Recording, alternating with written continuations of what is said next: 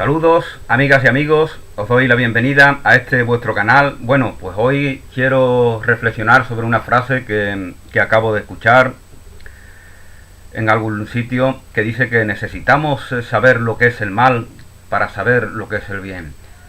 ¿Necesitamos saber lo que es el mal para saber lo que es el bien?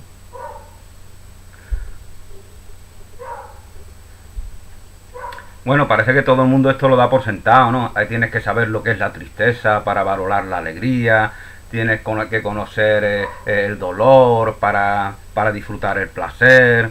Todo esto parece que se da por sentado, ¿no? Y yo no lo doy por sentado. Para mí esto es confusión de niveles. Esto es querer...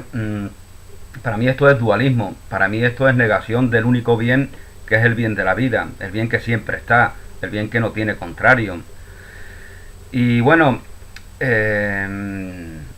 pero aún así yo reconozco que es una filosofía muy apropiada para el común de los mortales, de los mortales como mortales que se creen, ¿no?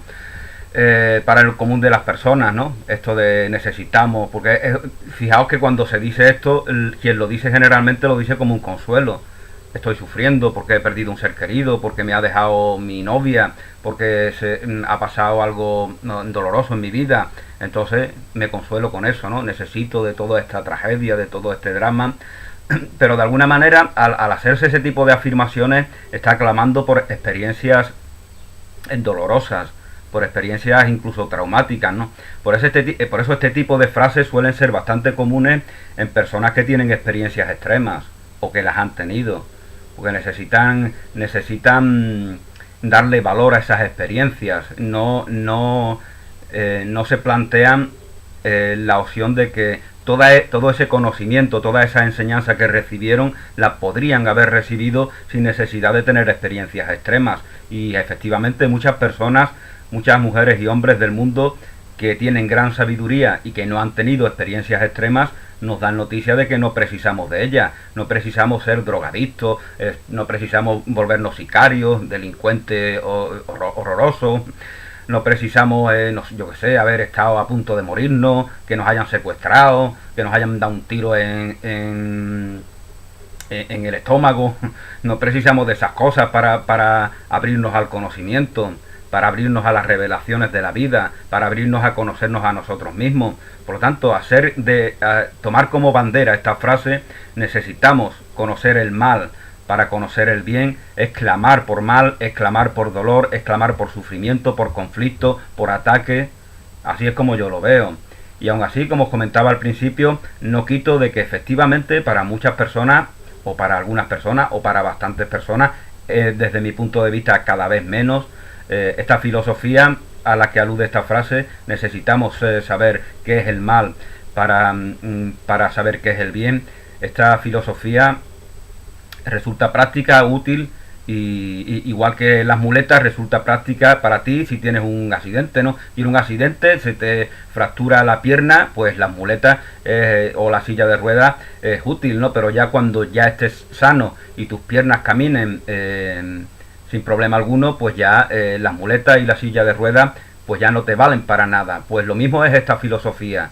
Necesitamos saber el mal, necesitamos saber qué es el mal para saber qué es el bien. Lo mismo es esa filosofía, esta filosofía son muletas, esta filosofía es un medicamento, esta filosofía es una justificación, una silla de ruedas, algo que nos da un aporte circunstancialmente dependiendo de la experiencia que estamos teniendo. Pero bueno, yo he querido acudir a una fuente conocida por todos, un gran libro de sabiduría, la Biblia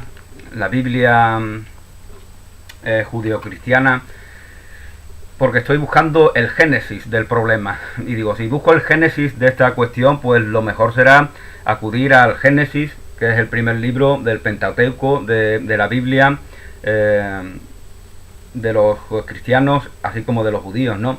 Y bueno, buscando esto del bien y del mal, que yo creo que, si no me equivoco, en la primera ocasión que se alude a ello en esta Biblia es en el Génesis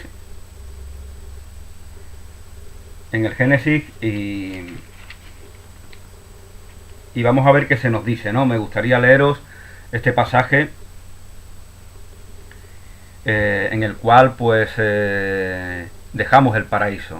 Porque en el paraíso no necesitamos, fijaos, esto es importante, en el paraíso no se precisa de conocer el mal porque el paraíso es todo bien, si no, no sería el paraíso. Sí, interpretarlo como un estado, como una idea o como un ideal o como un estado de conciencia, como lo queráis interpretarlo. En el paraíso no se concibe el mal y por lo tanto no se concibe ningún contrario del bien.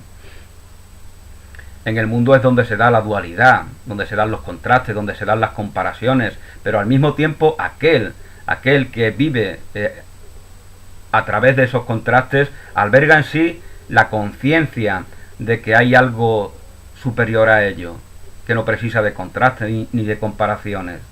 Solamente tiene uno que observarse a sí mismo, que conocerse a sí mismo. Bueno, pues se nos dice en el Génesis, el capítulo 3, la serpiente era el más astuto de todos los animales. La serpiente, ¿no? Es como dice el cerebro reptiliano, ¿no? El cerebro de la supervivencia, el cerebro que se confronta, el cerebro egoísta, que necesita confrontar por bienes que interpreta como escasos y por eso tengo que robarlo. Por eso creamos este mundo que creamos, en el cual millones y millones de personas no viven en el bienestar, no viven en el bienestar, sino que viven en marginación, niños que pasan hambres, personas que sufren guerras, y todo eso es debido a esa mentalidad reptiliana que desde mi punto de vista cada vez dejará de tener más ascendente sobre nosotros, porque ineludiblemente nos vamos volviendo más empáticos y ya la codicia ya no tiene razón para nosotros, en la misma medida en la que esa mentalidad reptiliana, egoísta, codiciosa ya no tiene sentido. Bueno, la serpiente era el más astuto de todos los animales del campo que Yahvé Dios había hecho, y dijo a la mujer: ¿cómo es que Dios, fijaos también la evocación de la serpiente con otro tipo de herramienta sexual?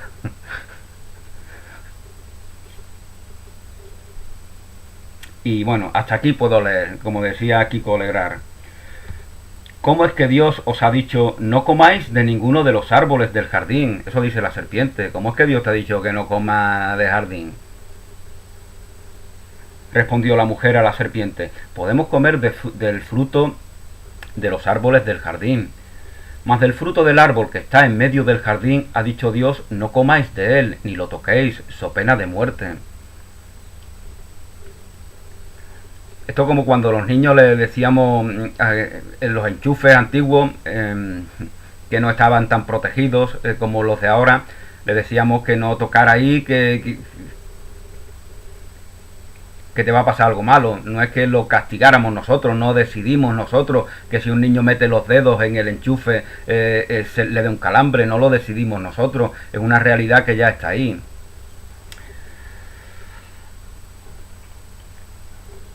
El Génesis verdaderamente, sobre todo la historia del paraíso, es una alegoría que quiere compartirnos un conocimiento, porque si se nos pudiera compartir la verdad del paraíso en palabras, pues nos meteríamos en esas palabras y regresaríamos al paraíso.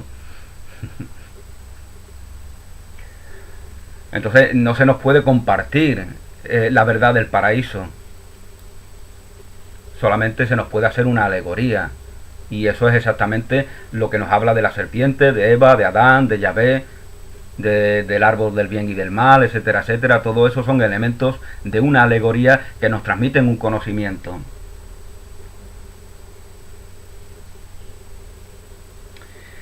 Hay quien dice que interpretar la Biblia es una blasfemia, pero sin embargo lo que verdaderamente es una blasfemia es no interpretarla, es pensar que realmente en un libro está la obra de Dios y no en la vida que está en ti. Eso es lo que es una blasfemia, desde mi punto de vista. El poner un libro por encima de la obra de Dios, de la vida, de la verdad de la vida, eso es lo que es una blasfemia.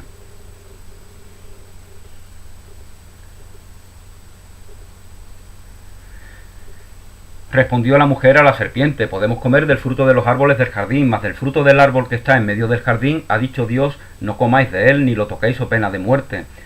Replicó la serpiente a la mujer: de ninguna manera moriréis, es que Dios sabe muy bien que el día en que comierais de él, se os abrirán los ojos y seréis como dioses. Ah, seréis como dioses. Bueno, dice Jesús, recordamos lo que nos dice Jesús en los evangelios: sois dioses, pero lo sois en la verdad. Como sois dioses, no tiene sentido que la codicia os mueva para que queráis ser dioses. Fijaos que la codicia en realidad es la negación de tu propia integridad, de la verdad de la vida en ti. Por eso Jesús nos dice que somos dioses, por eso Jesús nos dice que el reino de Dios está en nosotros. Es una alabanza a Dios, no es una adulación a nosotros, no es soberbia hacia el ser humano.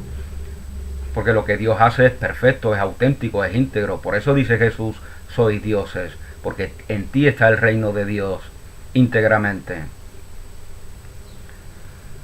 Y si te lo niegas, pues entonces tienes voluntad, tienes codicia por querer ser un Dios, pero para competir con Dios. Esa es la mentalidad de carencia. Quieres competir con la verdad, con la integridad. Y por eso queremos ser dioses, y por eso queremos comer del fruto del árbol prohibido. Lo cual no se nos ocurriría si nos reconociéramos en nosotros ese reino de Dios, esa condición de dioses, esa integridad, esa perfección de la obra de Dios. Si la reconociéramos en nosotros, no concebiríamos la idea de comer, de tomar, de alimentarnos del árbol del fruto prohibido. Dios sabe muy bien que el día que comiereis de eso os abrirán los ojos y seréis como dioses, conocedores del bien y del mal. Conocedores, aquí está lo del bien y del mal, conocedores, es decir, que cuando somos tal como Dios nos crea, no concebimos la idea de que exista un bien y un mal. Esta es la idea fundamental que tenemos que reconocer, que aceptar.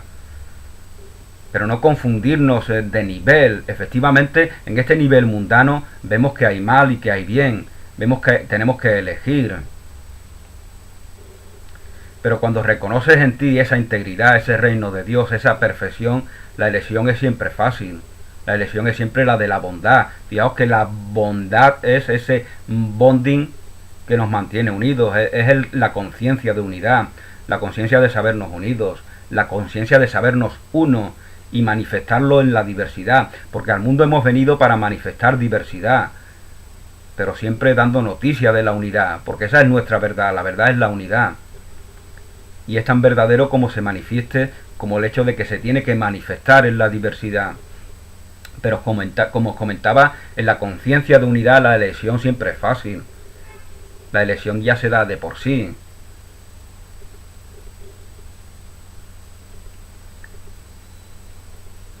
La elección está como cuando tu niño te dice que tiene sed. ¿Verdad que la elección es fácil? ¿Verdad que tú no te planteas no darle de beber? ¿Verdad que tú no te planteas no servir a tu hijo? ¿Por qué acontece esto? Porque en los entornos domésticos, en la familia, vemos como algo natural el que el amor incondicional se exprese. Y por eso Jesús nos hablaba de fraternidad universal, porque su propósito, su voluntad era expandir esa incondicionalidad del amor que reconocemos como natural en los entornos domésticos, expandirla a toda la familia humana, que fuéramos como una familia, para que de esta manera no pudiera darse otra cosa que no fuera ese amor incondicional.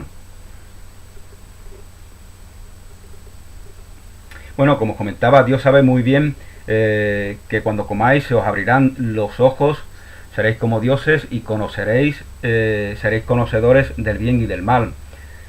Y como viese la mujer que el árbol era bueno para comer, apetecible a la vista y excelente para lograr sabiduría, aquí fijaos la importancia de la mujer. La mujer decide. Esto lo interpretamos siempre en el peor de los sentidos. La mujer trae el pecado, la mujer trae el mal. Pero podemos interpretarlo en el mejor de los sentidos. La mujer tiene la clave para que se vayan dando progresiones en el mundo, para que se vayan dando cambios, para que se vayan abriendo nuevas posibilidades. Entonces esa sería la interpretación más positiva del papel que lleva a cabo a la mujer en esta alegoría. Como viese la mujer que el árbol era bueno para comer, apetecible a la vista y excelente para lograr sabiduría, tomó de su fruto y comió, y dio también a su marido, que igualmente comió. El marido comió porque él quiso, nadie le obligó, nadie te ha obligado, Adán. Entonces se les abrieron a entrambos los ojos, entonces a los dos se les abrieron los ojos. Se les abrieron los ojos ya los tenían abiertos, se les abrieron los ojos de la visión mundana, de la visión material, de la visión del juicio, se le abrió el juicio, pero no el juicio de la cordura, sino el juicio de juzgar a los demás, de juzgarlo todo.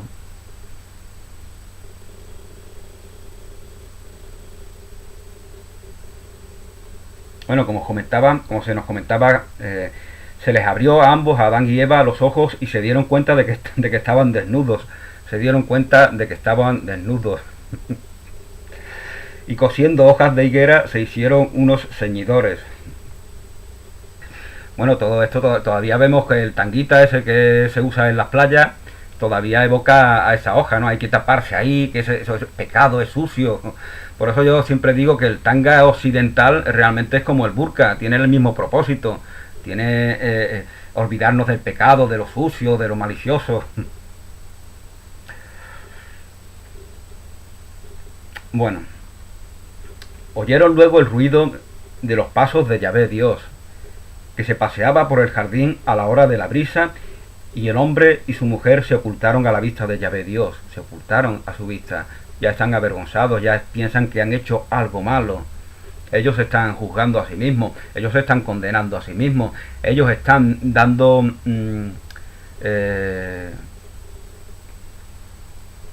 permitiendo un espacio así en sí para la culpa. Y cuando la culpa está en ti, pues ya la culpa te enceguece, ya la culpa te limita, ya la culpa te determina a tener una mentalidad de carencia, a tener que contrastar, que comparar, a ser movido por la codicia, por la vergüenza. La vergüenza no existe en el paraíso. En el paraíso ellos están desnudos porque no conciben estar de otra manera. Desnudos vienen los niños al mundo y no se avergüenza. ¿Has visto tú a un niño que se avergüence cuando viene al mundo? ¿Has visto tú un niño, una niña que se tape sus genitales cuando sale del interior de su primer hogar, que fue el cuerpo de su madre? El cuerpo de la madre es el primer hogar de los niños y de las niñas, nuestro primer hogar. Por eso la voluntad de las mujeres generalmente es que ese hogar, tener una réplica de ese primer hogar, que es su propio cuerpo, tener una réplica de ese primer hogar, y por eso se crean los entornos domésticos, por eso se crean los... Esto ya lo explicaba en un vídeo que hice llamado Somos Nómadas. Os explicaba de cómo el varón generalmente tiene una inclinación hacia la condición nómada, mientras que la mujer tiende a lo sedentario, precisamente por eso de ser ella misma en sí un hogar para los bebés que vienen al mundo. Entonces ella tiende a lo sedentario. No es que no tenga el valor nómada masculino, también lo tiene, como nosotros albergamos el valor más sedentario. Pero bueno, esto os lo explicaba en ese vídeo, ¿no? Y os lo decía para que veáis cómo la mujer es mucho más determinante de lo que algunas personas quieren darnos a entender. Vivimos en hogares, vivimos hoy en día el modelo de vida occidental de ahora, de esta época, que es también el que se da en casi todas las culturas. Es tan sedentario porque verdaderamente está conforme con una mentalidad femenina. Bueno, pues estábamos en que Adán y Eva se habían ocultado a la vista de Yahvé Dios por entre los árboles del jardín. Yahvé Dios llamó al hombre y le dijo: ¿Dónde estás? ¿Dónde estás, Adán? Dios obviamente ya lo sabe todo, ¿no? Pero ya Adán y Eva viven en un mundo en el cual viven en una realidad en la cual están confrontados con Dios, por eso se están ocultando lo que no hacían antes. Antes no había vergüenza, antes no había miedo, antes no había necesidad de contrastar, antes no había bien y mal en el sentido mundano del bien y del mal. Fijaos esto lo que tiene que ver con ese más allá del bien y del mal, del cual nos hablan algunos filósofos como Nietzsche, ¿no? Más allá del bien y del mal, más allá de la necesidad de comparar, más allá de lo mundano. ¿Dónde estás? Adán contestó: te oí andar por el jardín y tuve miedo, porque estoy desnudo. Tuve miedo porque estoy desnudo. Por eso me escondí. Él replicó, y fijaos esta magistral frase que se nos dice aquí, que nos dice el mismo Yahvé: ¿quién te ha hecho ver que estabas desnudo? ¿Quién te ha hecho ver que estabas desnudo? Ya hay una comparación, puedes estar vestido o puedes estar desnudo. Antes no existía esa comparación. Esto es como el bien, puede haber bien o puede haber mal. Antes no existía, en el paraíso no existe esa comparación, porque solamente hay un bien, el bien de la vida.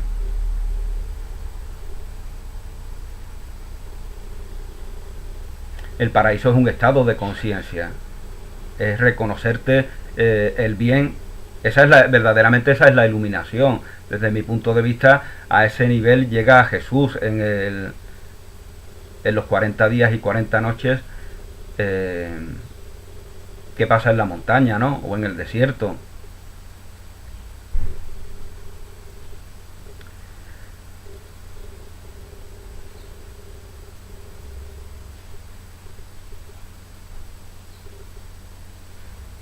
Por eso la iluminación de Jesús, que nos da luz a todos, porque aquel que está iluminado comparte esa luz y disipa las tinieblas. Por eso los posesos se liberaban de sus demonios, independientemente de que fueran reales o no, se liberaban. Para mí la única posesión es la posesión del ego. Nos retorcemos en el ego cuando la luz nos está invitando a abandonar las tinieblas. Entonces, como os comentaba, por eso ante la luz de Jesús, ante la luz del iluminado, los posesos se liberan de sus demonios, y los que están enfermos sanan.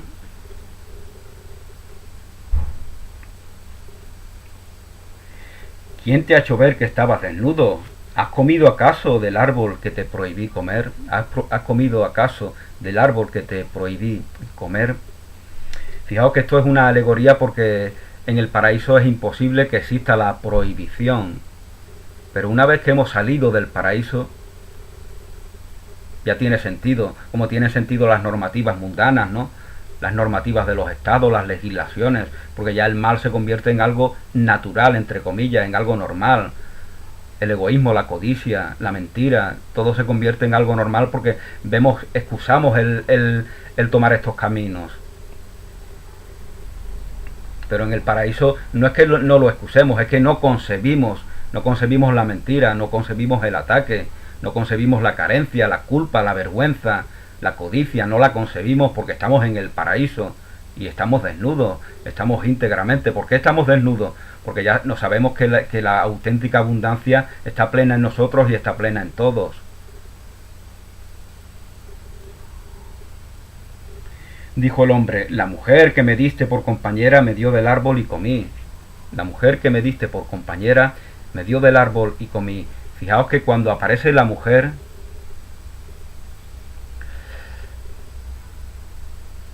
o mejor dicho, en realidad aquí se nos está dando a entender, esta alegoría se nos está dando a entender que antes no había mujer ni hombre, por lo tanto así había un ser íntegro que albergaba en sí lo femenino y lo masculino, porque verdaderamente esa es la obra de Dios.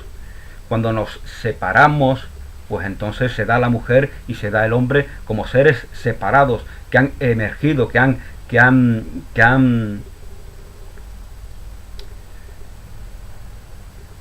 emergido de ese ser íntegro.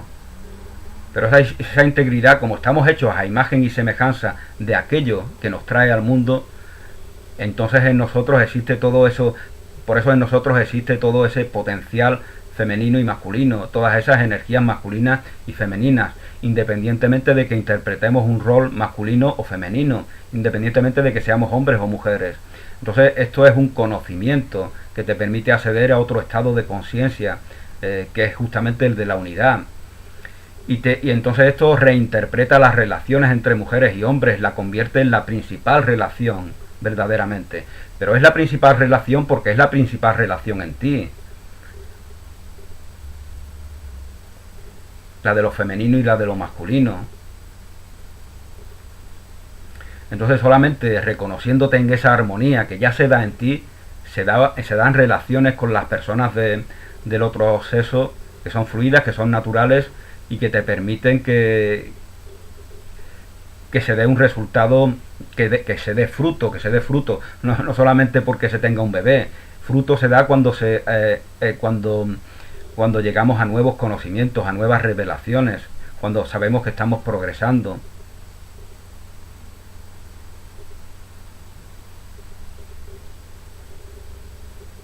Bueno, pues Adán pues culpa a la mujer, eso no es ninguna novedad.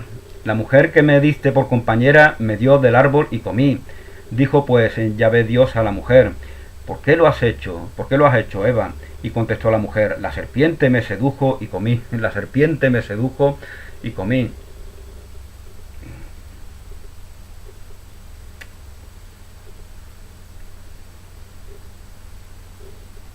Entonces Yahvé Dios dijo a la serpiente: por haber hecho esto, maldita seas entre todas las bestias y entre todos los animales del campo.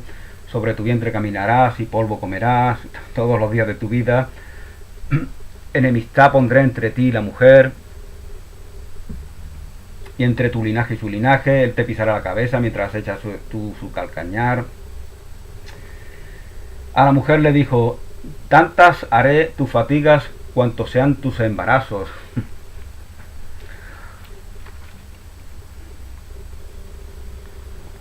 Claro, fuera del paraíso el dolor tiene sentido. Fuera del paraíso tiene sentido parir sufriendo, con un sufrimiento, un dolor horroroso. Bueno, esas técnicas que hay que podéis ver en muchos vlogs, en muchos vídeos, en libros que se han escrito, técnicas para parir sin dolor, contradicen lo que aquí se dice, ¿no? Pero quizá porque esas técnicas nos acerquen a ese paraíso o nos lo evoquen de alguna manera. Fijaos el culto al dolor que se da entre las personas inconscientemente. No se trata de que neguemos el dolor, no se trata de que te duela algo y quieras. No se trata de fingir que no te duele, como dicen algunos, no se trata de eso. Se trata de que algunas personas idolatran el dolor, lo convierten al dolor en Dios. Y si el dolor es tu Dios, pues entonces el verdadero Dios, que es el amor, que es la bondad, que es la incondicionalidad, que es la conciencia de unidad, que es la empatía, el verdadero Dios que está en ti, pues está menoscabado, porque estás idolatrando al dolor.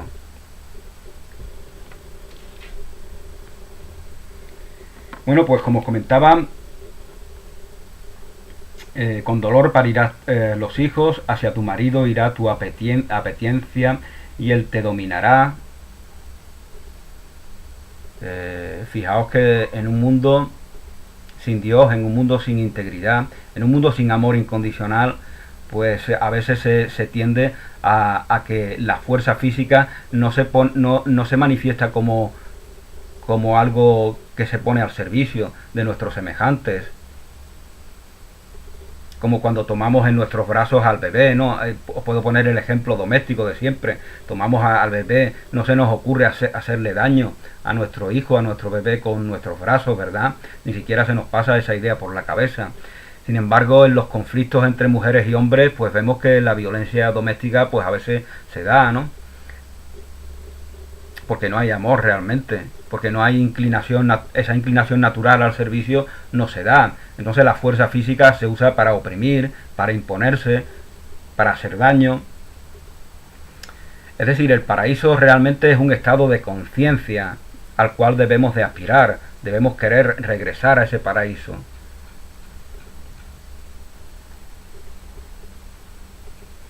Porque el no estar en él ineludiblemente supone conflicto, supone confrontación y supone que nos parezca que el bien, que tenemos que conocer el mal para conocer el bien, que tiene que haber tristeza para que haya alegría, etcétera, etcétera. Supone deificar, idolatrar a los contrastes, en lugar de hacer uso de ellos en un mundo que solamente es un mundo de apariencia, que no es nuestro mundo real, porque como bien dice Jesús, el reino de Dios está en vosotros, el reino de Dios está en vosotros, mi reino no es de este mundo. Si el reino de Jesús no es de este mundo y el reino de Dios está en nosotros, nuestro reino, nuestro verdadero hogar, no es de este mundo tampoco.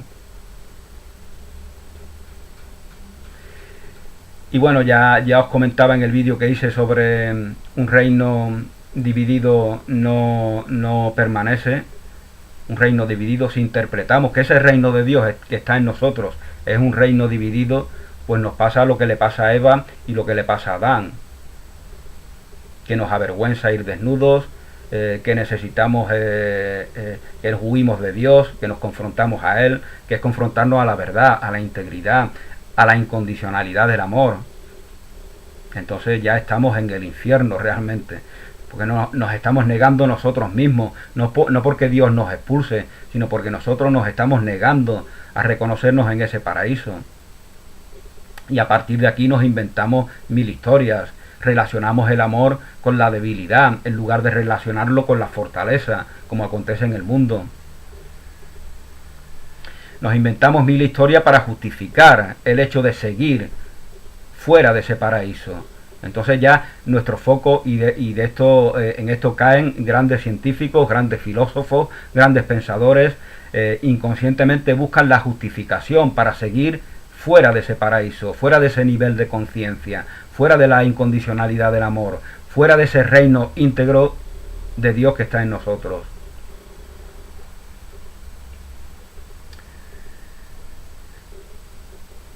Bueno, hacia tu marido irá tu apetencia, te dominará. Y al hombre le dijo, por haber escuchado la voz de tu mujer y comido del árbol del que yo te había prohibido comer, maldito sea el suelo por tu causa, maldito sea el suelo por tu causa, con fatiga sacarás de él el alimento todos los días de tu vida. La maldición del trabajo, ¿no? En un mundo sin Dios, en un mundo sin integridad, en un mundo sin alegría, en un mundo sin empatía, en un mundo sin bondad, en un mundo sin virtud, el trabajo es una maldición.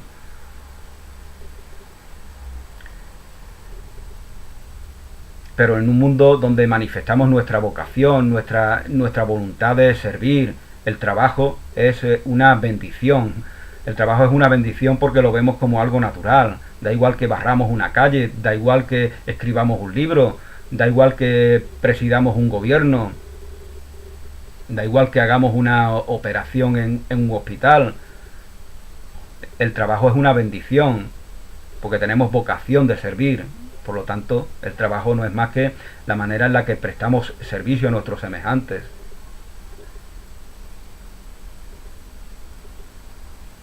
Incluyendo las tareas domésticas. Fijaos el conflicto que hay, porque hay conflicto con las tareas domésticas, porque se ven como una obligación, no como algo maravilloso.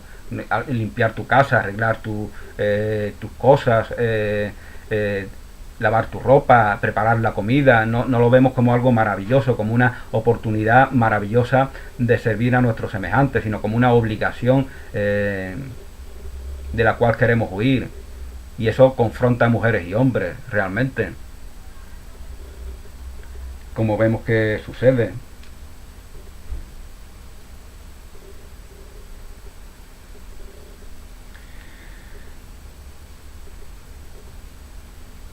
Con el sudor de tu rostro comerás el pan, hasta que vuelvas al suelo, pues de él fuiste tomado. Hasta que de él fuiste tomados. La madre tierra, en el sentido material, somos hijos de la madre tierra.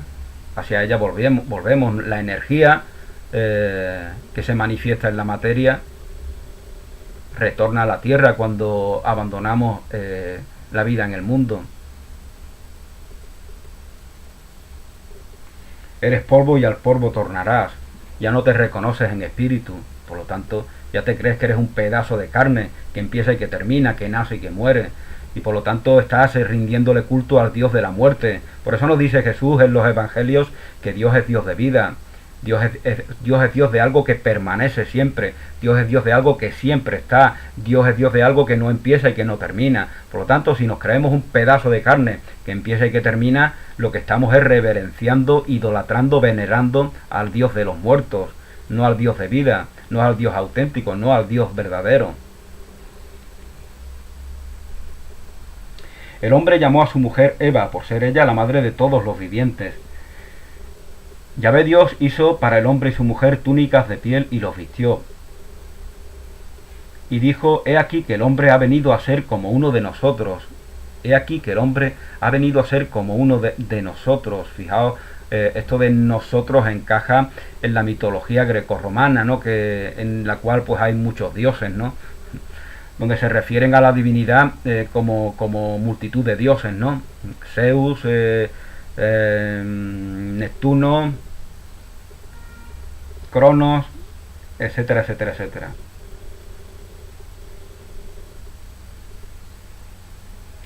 He aquí que el hombre ha venido a ser como uno de nosotros en cuanto a conocer el bien y el mal. Ahora pues, cuidado, no alargue su mano y tome también del árbol de la vida y comiendo de él viva para siempre. Fijaos lo que aquí se nos dice. Una vez que conoces el bien y el mal, es decir, algo que no tiene sentido, que no tiene razón, que es inconcebible en el paraíso, una vez que lo conoces, ojo, no vayas a eternizar ese mundo que niega a Dios, que niega la verdad, que niega la integridad.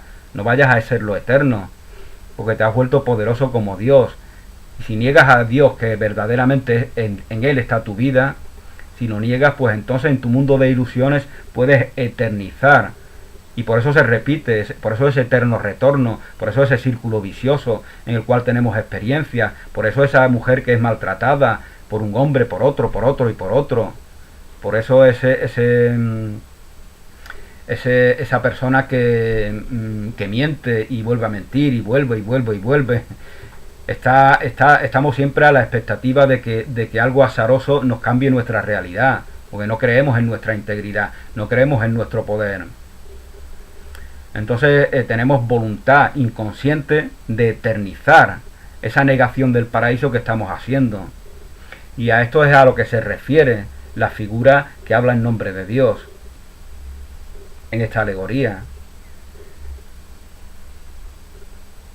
He aquí que el hombre ha venido a ser como uno de nosotros. Se cree ya un Dios que puede crear, por eso creamos todos estos, manejamos la tierra como si fuéramos dioses, creamos edificios, extraemos de ellas los minerales, inventamos infinidad de cosas. Esas cosas son neutras de por sí, toda esa labor no es ni buena ni mala. Lo malo está en la mentalidad de escasez con la que a veces lo hacemos, con la que generalmente lo hacemos, la mentalidad en la codicia, en el desprecio por la tierra de la cual somos parte verdaderamente. Y ya os explicaba en el vídeo que hice sobre la tierra como vida y la tierra como cosa. Ya os explicaba cómo el hecho de estar confrontados con la madre tierra ineludiblemente nos determina a estar confrontados con todo. Por eso vemos esas personas, ¿no?, que tiran, que no son sociables, que no se comportan de manera cívica. Porque el estar confrontados con la tierra ineludiblemente nos lleva al estar confrontados con todo, en todos los entornos, en todos los grupos de los cuales formamos parte. Y de aquí el valor, lo que dice Simeone, ¿no?, de el sentido de pertenencia. El sentido de pertenencia, el sabernos partícipes de un grupo, es lo que hace que ese grupo dé lo mejor de sí. Si todos los integrantes de ese grupo reconocemos ese sentido, pues lo mismo acontece en la tierra. Si reconocemos nuestro sentido de pertenencia a la tierra como parte de ella, esto no significa que neguemos el espíritu en nosotros. Esto significa que reconocemos que estando aquí en la tierra somos expresión, somos parte, somos células de la tierra. Y ese sentido de pertenencia, ese reconocimiento como parte integrante de la tierra, igualmente nos determina a sentirnos partícipes, integrantes de todos los grupos de los cuales somos partícipes.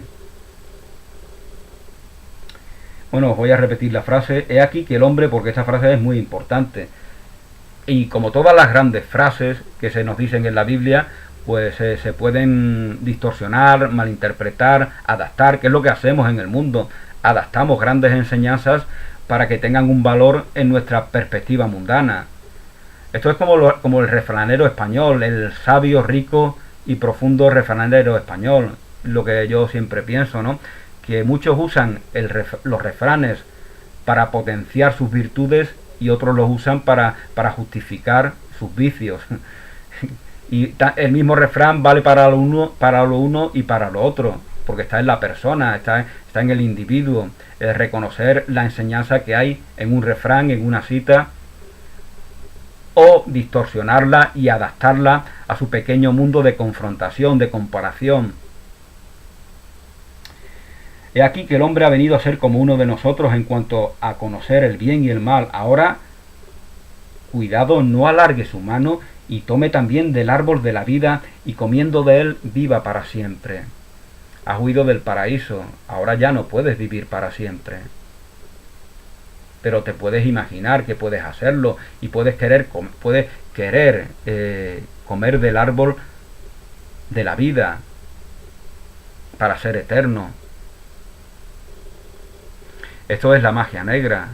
Quieres usar el conocimiento, quieres usar la sabiduría que nos lleva a Dios, que nos lleva a la verdad, que nos lleva a la aceptación, quieres usarla para ponerla a los pies de la codicia de tu ego.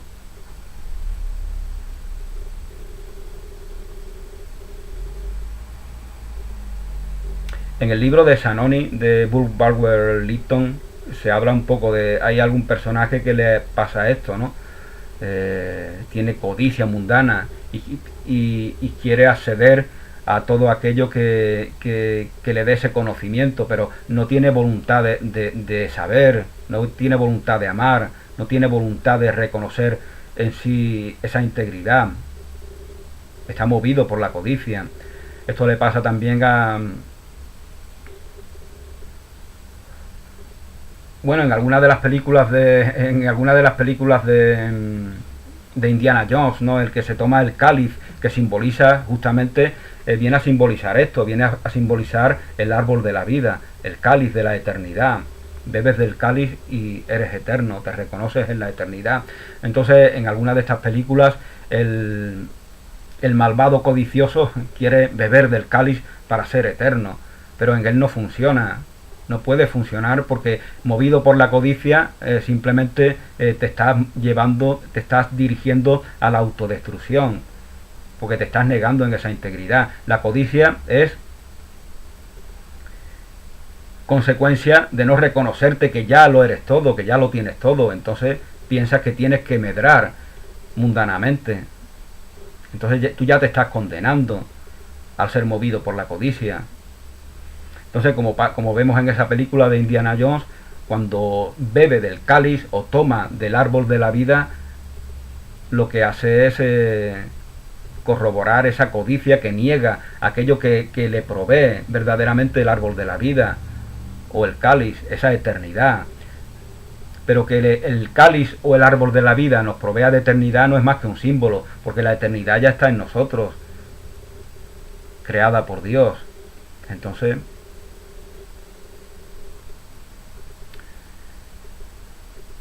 y le echó Yahvé, Dios del jardín del Edén, para que labrase el suelo de donde había sido tomado.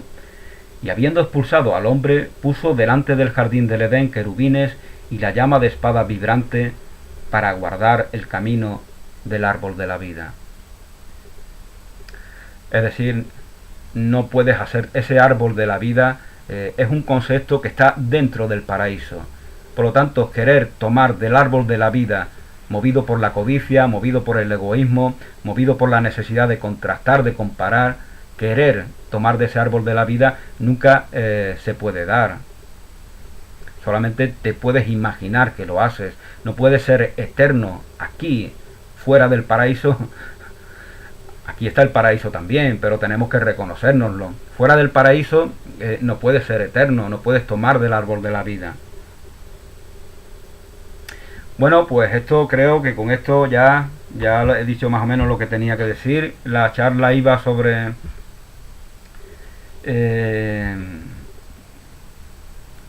sobre necesitamos saber lo que es el mal para saber lo que es el bien, y por lo tanto la conclusión a la que yo llego es que efectivamente en un mundo de separación, en un mundo de contraste, de comparación, precisamos de ese conocimiento, precisamos saber lo que es el mal para saber lo que es el bien, pero en un mundo, en una realidad en la cual reconoces esa integridad, ese reino de Dios que está en ti, esa incondicionalidad del amor, en ese estado de conciencia, en esa empatía natural, en esa inclinación al servicio, ahí no precisas de enfocarte en el conocimiento del mal. Y ahí estamos caminando ineludiblemente. Por mucho que queramos repetirnos en un mundo de contrastes, de comparaciones, por mucho que queramos repetirnos ahí, ineludiblemente llega el momento en el cual que ya no es significativo enfocarnos en lo que llamamos conocimiento del mal. Bueno, pues espero que os haya servido esta reflexión personal. Gracias, feliz día, bendiciones y hasta una nueva oportunidad.